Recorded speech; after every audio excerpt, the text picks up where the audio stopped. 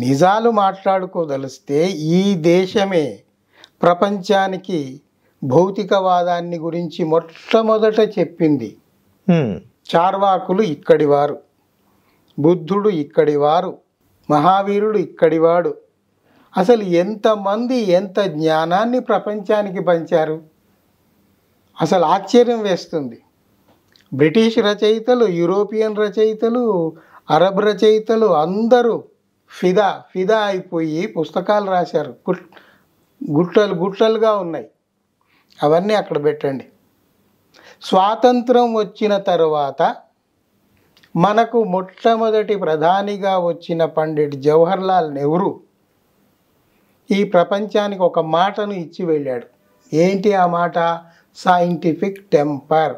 శాస్త్రీయ పునాదుల మీద భారతదేశం మనగలుగుతుంది, శాస్త్రీయ పునాదుల మీదనే భారతదేశం మనగలుగుతుంది అని చెప్పి దాన్ని ఆయన పదవిలో ఉన్నంత కాలము చేస్తూ నిరూపిస్తూ అందుకు అనుగుణంగా డిస్కవరీ ఆఫ్ ఇండియా వచ్చారు. ప్రధాని కాకముందే డిస్కవరీ ఆఫ్ ఇండియా రాశారు. ఆయన ఎంత మేధావి, ఎంత దార్శనికుడు అనేది ఆ ఒక్క పుస్తకం చదివితే తెలుస్తుంది జనాలకు.